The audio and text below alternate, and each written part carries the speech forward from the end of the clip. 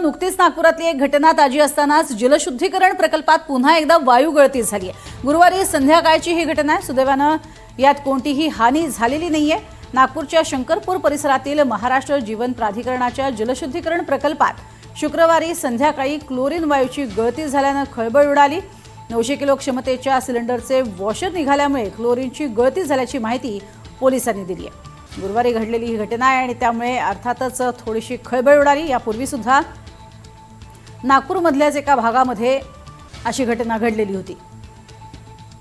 अधिक माहिती घेऊयात, संजय तिवारी आमचे प्रतिनिधी आपल्या सोबत आहेत। संजय, काय सध्याचे अपडेट्स?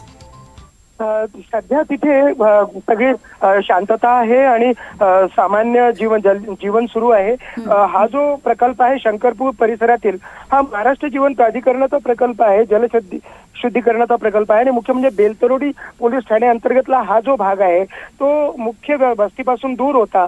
त्यामुळे सुदैवाने कोणतीही कसली कोणाला हानी झालेली नाही, कोणाला हॉस्पिटलमध्ये दाखल करावं लागलं नाही।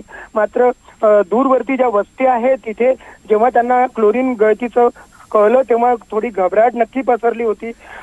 घटनेची माहिती मिळताच ताबडतोब तिथे फायर ब्रिगेड असेल, पोलीस असतील, सगळ्या यंत्रणा पोहोचल्या होत्या आणि नागपूर जिल्हाधिकारी कार्यालयातील जी disaster management and control system आहे ती सुद्धा ऍक्टिव्हेट करण्यात आली होती। त्यांचे लोक सुद्धा तिथे पोहोचले होते आणि काहीच वेळेमध्ये सगळी परिस्थिती आटोक्यात आणण्यात आली होती।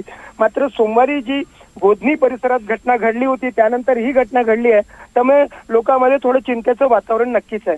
नक्कीच, तुर्तास धन्यवाद या संपूर्ण माहितीसाठी संजय। मात्र सध्या तिथली परिस्थिती जी आहे ती नियंत्रणात असल्याचं सांगितलं जात आहे। क्लोरीन गळती झाल्यामुळे काही काळ इथे खळबळ उडाली होती।